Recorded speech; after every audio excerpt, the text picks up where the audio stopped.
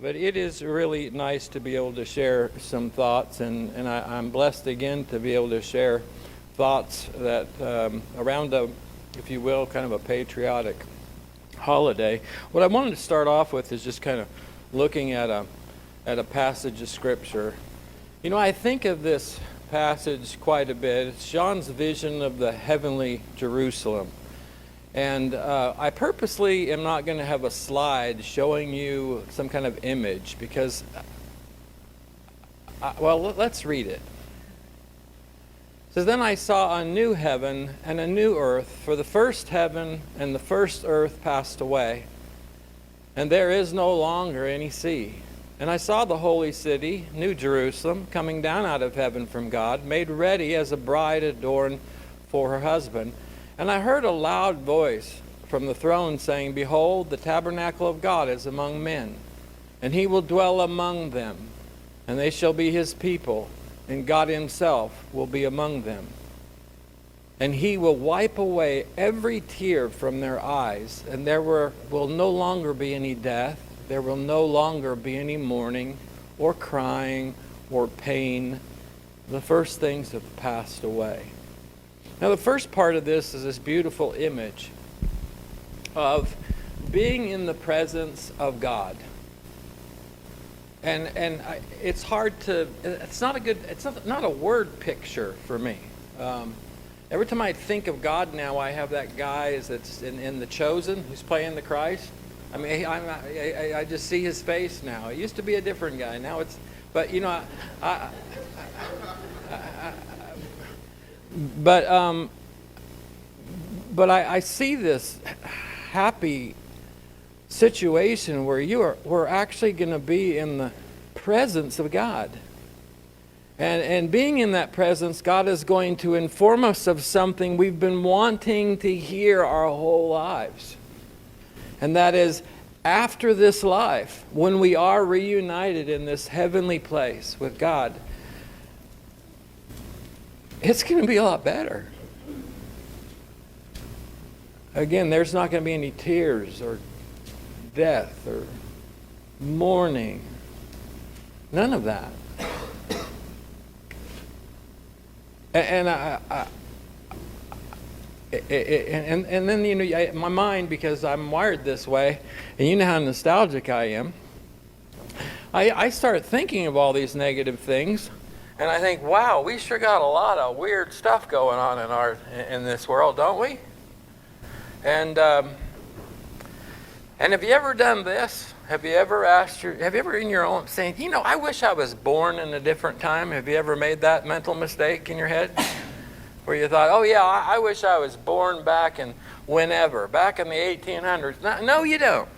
Okay? No, you don't.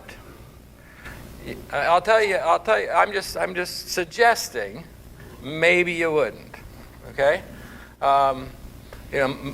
My ancestors, of course, were out in the middle of the prairie in the 1870s, busting sod open and digging outhouses, and living in soddies with no air conditioning, with 105-degree temperatures, and flies and snakes and all of those wonderful things, and working from sun up to sundown like dogs. And they didn't live to eat back then. They ate to live. We kind of live to eat, some of us. I do sometimes, okay?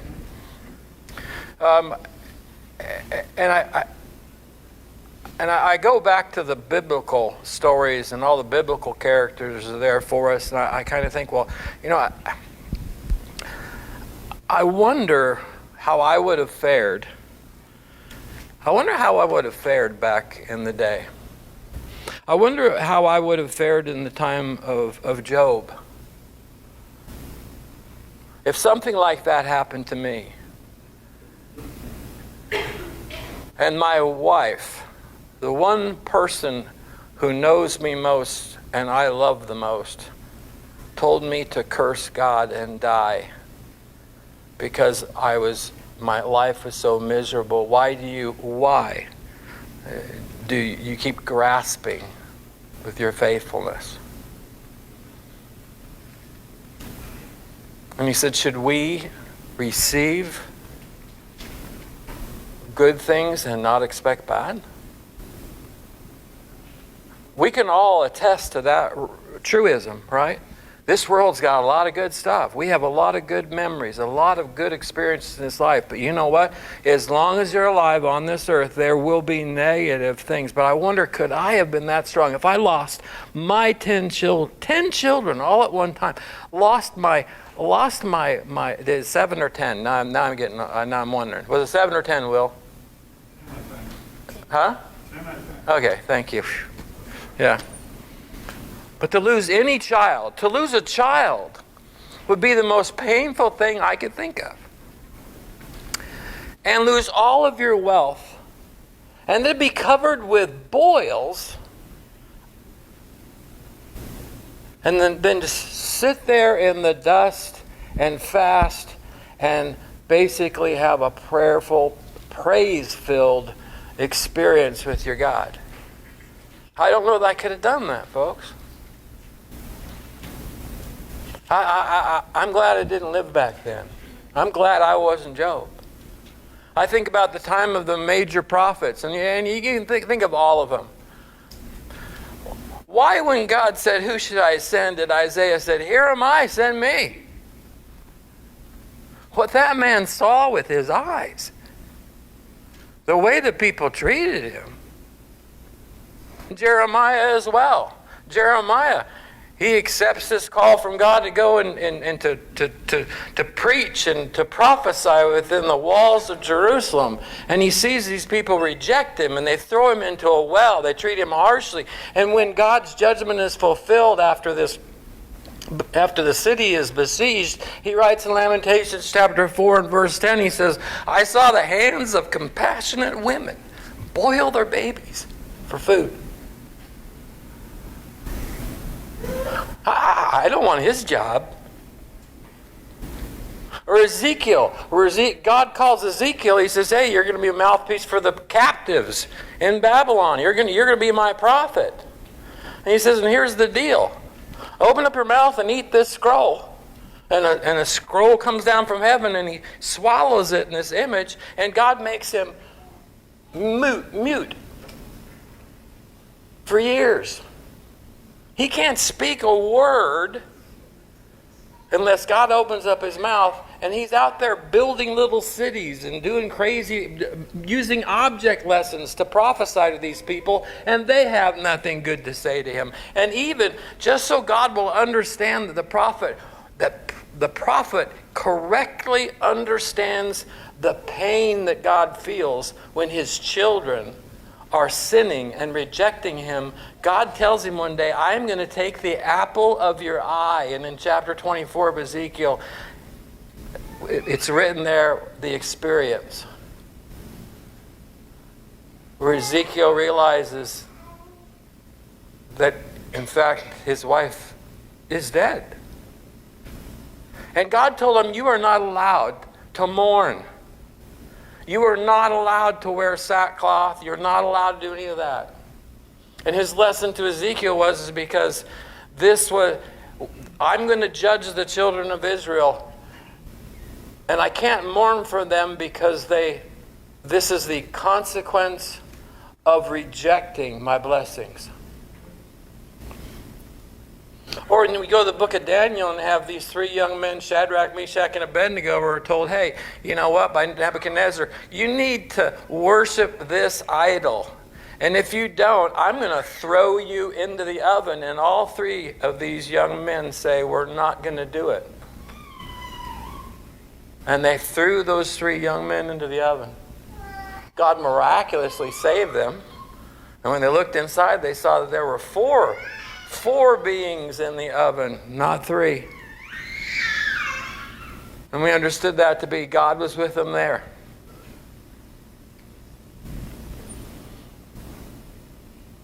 You can go through the entire 11th chapter of Hebrews and with all the great people of faith, and I wouldn't want to swap places with any of them.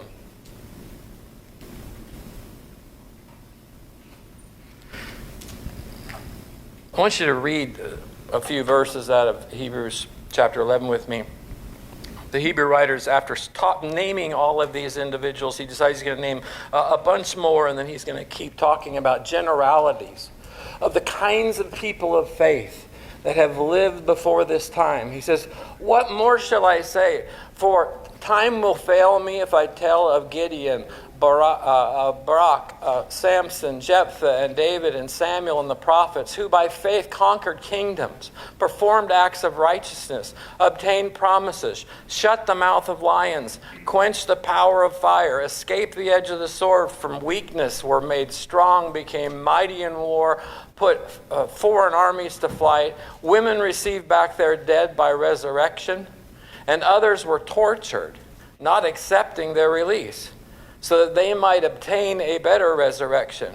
And others experienced mockings and scourgings, yes, also chains and imprisonment.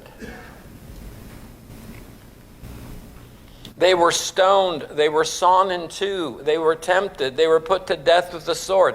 They went about in sheepskins and goatskins, being destitute, afflicted, ill-treated, men of whom the world was not worthy, wandering in deserts and mountains and caves and holes in the ground.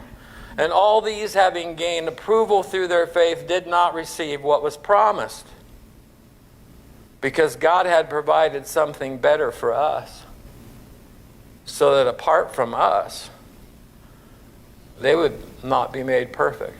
Two things I want to point out here. Oftentimes when we think of biblical heroes, we think of those people like Shadrach, Meshach, and Abednego, or the prophets that I mentioned earlier, or Job, who somehow they endured the hardship and God blessed them or delivered them, and they lived happily ever after.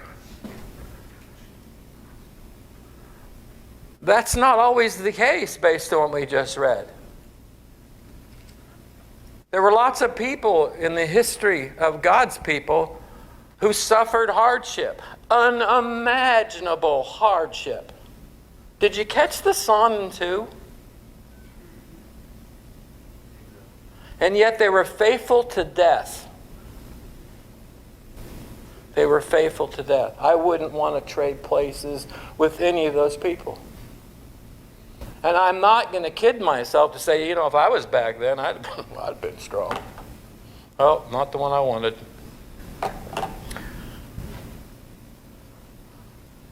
I'd like to think that I would be that strong.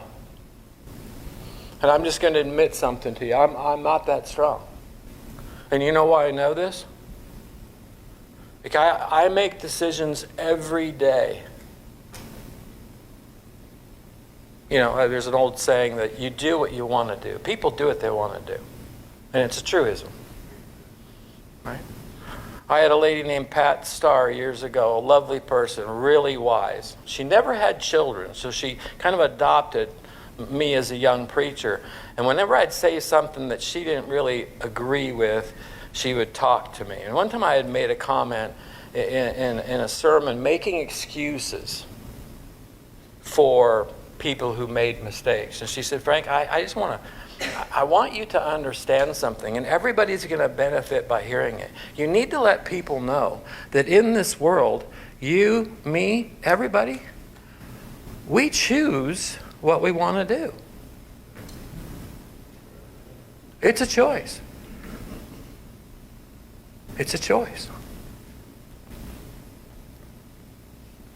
Now I'm going to turn, I don't know. Let me just go to the other back here. I forgot verse 40.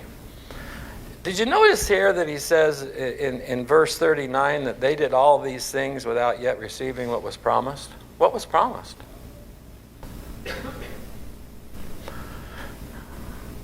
Well, it ties in, I think, to verse 40 when he says, because God has provided something better for us, so that apart from us, they would not be made perfect. The Hebrew writer is telling these people, you need to look at all these people of faith. You need to look real close at them. Some of them lived happily ever after. Some of them died in severe pain. But you've been giving something that they wished for and didn't get. They saw we have the opportunity as Christians to know that Jesus died for us. The sacrifice has been made. Our sins are forgiven.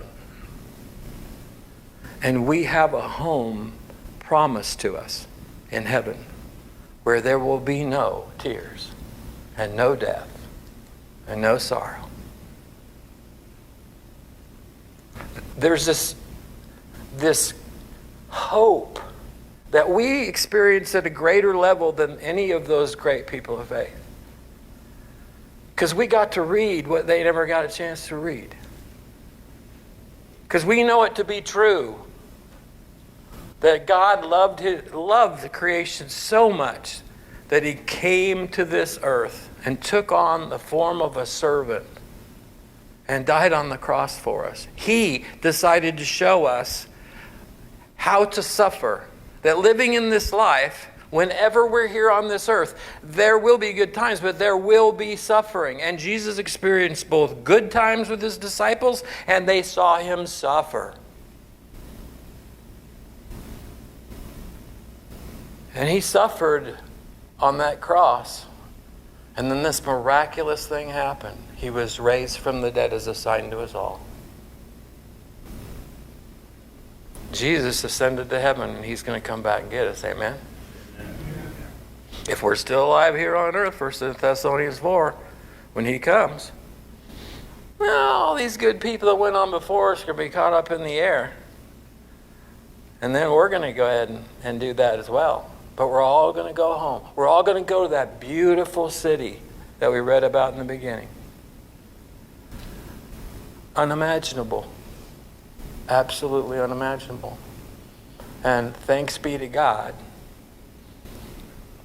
that we know what that hope is all about.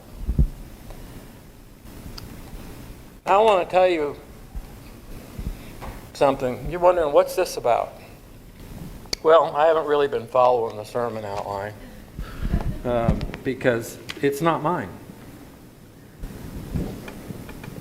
The sermon I've been preaching is 80 years old.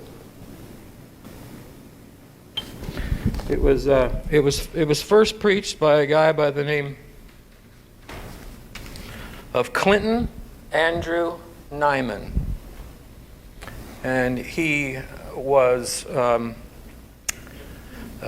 chaplain in the U.S. Navy, and he was assigned to this ship, the USS Curtis. And he, along with all of his sailors, and there were also pilots on this. This is a float plane tender. It was one of the first out of the gate. It's named after the man Curtis, who designed the first plane to fly. He's the designer, who engineered the plane that first crossed the Atlantic. Okay? They named this ship after him because this was a new idea. They had float planes.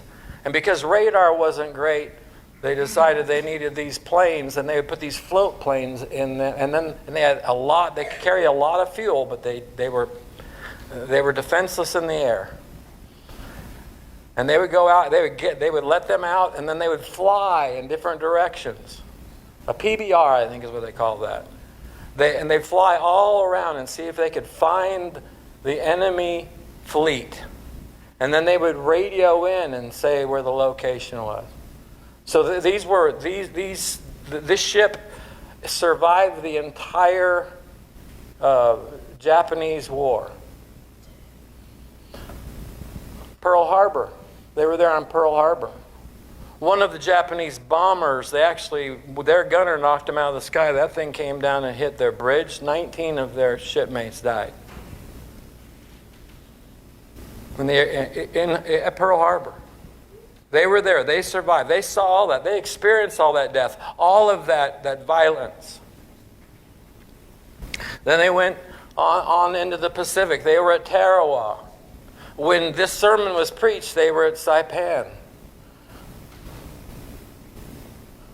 Saipan was over when this sermon was preached, and they were just about to leave for their next island.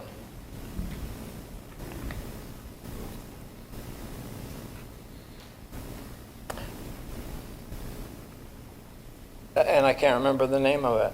It was oh, come on. See, there you go. It's not in my notes either, because I would remember it, you know. But it was there were 50,000 American casualties. Come on, it was huh? No, it was after Iwo Jima. Oh, come on. People were jumping off of cliffs.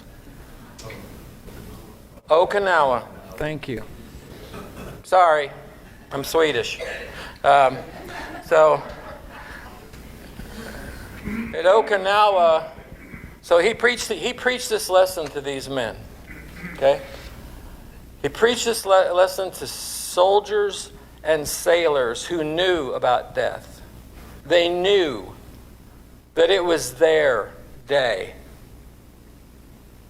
He was trying to let these young people know that they, for some reason, God put them here in that generation. And they were called potentially to suffer, maybe to be saved, maybe not. But this was their day. I want to read. Now I'll go to the notes because I think it's important you read the exact words now. When he says, and he's an eloquent man. He was actually the chaplain for University of Southern California for about 15 years when he got back. The torch that shed its light in a small corner of the ancient world has passed its flame until we stand at that point in time in which we behold the conflagration that may and can, if we do our duty, burn the dross from off the face of the earth. In so great a day, what about the allegiance of our hearts and our lives? With pride, we wear the uniforms of the armed services. With pride, we show our part in the collateral services of a total war. In the matter of the Christian cause, what are we? Uniformed, regular, enrolled, pridefully pointing to our recorded oath of allegiance and acceptance of office, sworn-in members of the forces that represent God's kingdom, or plain-clothes secret operatives?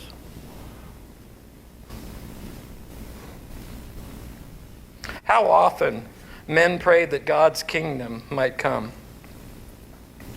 Is this the dark before the dawning? Do not try to make anything beautiful and fine out of war. Putting something beautiful and fine into the war. Put something fine and beautiful into the war. War is like childbirth. It's ugly, painful, intolerable, a knocking at death's door. But it produces life. It's rewarding. And for you, it will be unforgettable.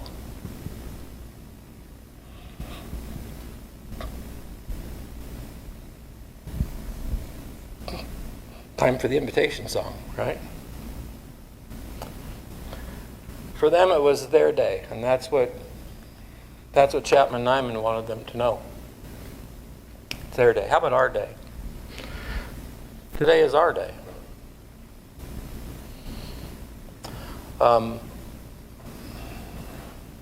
What does that mean to us? See, that's a word picture maybe you and I can better understand. I'd like you to do that. Examine yourself and ask yourself, am I living up to my purpose for being here in this generation? This is my time. This is my day.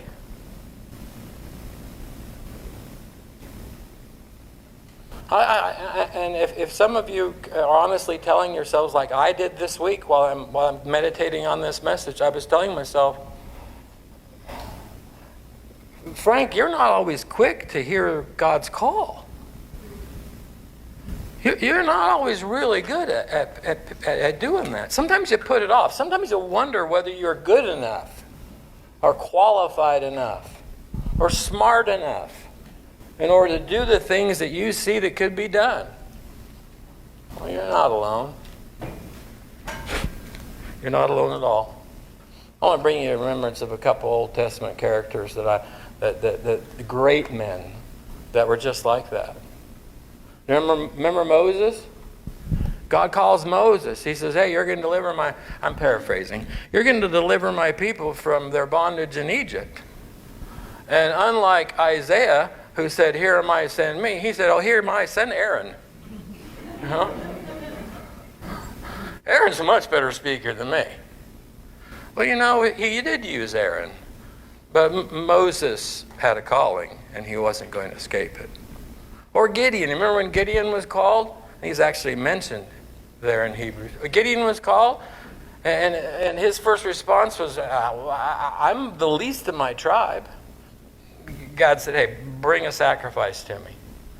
He brings the sacrifice of a kid and some bread. And he said, the angel says, pour it out on the altar. He pours it out on the altar, and it just burnt. It's gone. Sign number 1. Gideon, you're going to deliver my people from the Midianites. And Gideon says, how about one more test? I'm going to take this fleece and I'm going to put it on the ground. And if I wake up in the morning and the fleece is wet and the ground is dry, then I'll know that, okay, you got the right guy. And next morning he gets up and the fleece is wet and the ground is dry, and he goes, oh, that's cool. How about one more? Just maybe we're in a weird climate here. I don't know what's going on in his head, but he goes, okay, this time I'm going to put the fleece on the ground, and this time the fleece will be dry and the ground will be wet, and if that's the way it is, I'll know you're calling me. And of course, next morning he gets up, the fleece is dry, the ground is wet. He goes, okay, you got me. And he led an incredible group of young men of faith to deliver God's people. Outnumbered like you wouldn't believe, 300 men, and they deliver God's people from the Midianites. Maybe you're like Moses and Gideon. Maybe you're like Moses and Gideon. I know I am sometimes. Okay, it's time for us to make the right choice. People do what they want to do. People will choose to do what they want to do. What do you want to do?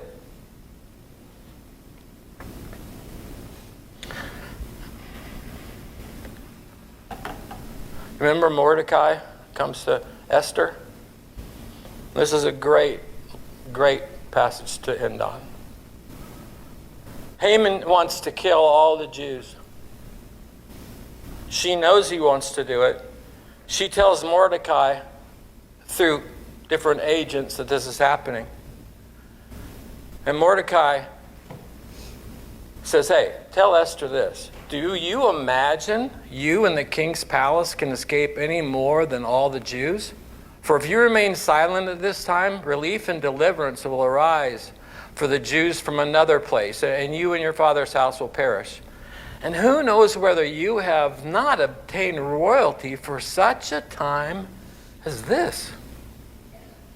Mordecai, her uncle, brings her attention that, no. Maybe you're here for that very reason. Maybe this is your time. This is your time. Have you thought about that? And of course she does. She accepts it.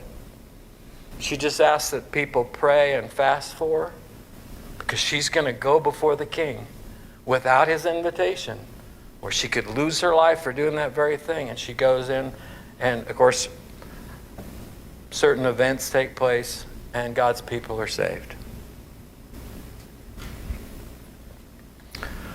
Brethren, this is our day. We weren't born back then. We were born today. And you got to ask yourself, as I did all week, Frank, what are you going to do about it? What are you going to do about it? God placed us here and now. And God doesn't make mistakes. He's got something planned for you. It doesn't have to be great. It doesn't have to capture the it doesn't have to be on the front page of the newspaper. It doesn't even have to be on your Facebook posts. Okay? Oh, I'm not belittling you. I do stuff. I'm just saying it doesn't have to be. No one else has to know about it. But you know about it. And God knows about it. That's all you need. I recommend that this week, and I'm going to ask you to consider doing the same thing, prayerfully consider your God-given gifts. Prayerfully consider them. And train your spiritual eyes to recognize opportunities to serve others. We are called to serve. We serve our children, we serve our parents. Right? We serve our employees, and we serve our employers. We serve our neighbors and anyone else that we come in touch. It's the most beautiful, rewarding thing we can do is serve. Right? We have to recall the words of Jesus where he said, "You are the light of the world. You are the salt of the earth." How can you do that? How are you going to do that? How are you going to take it upon yourself to make disciples of all nations, teaching them or baptizing them in the name of Jesus Christ for the remission of their sins, teaching them to observe all things that I commanded you? Lo, I'm with you always. He said that to his disciples. I think he means that for us too. He'll be right there with you, right there with us. We don't have to wait to get to heaven for God to be in our presence. Brethren, this is my day. I need to figure out what to do about it. And I'm going to try to do better.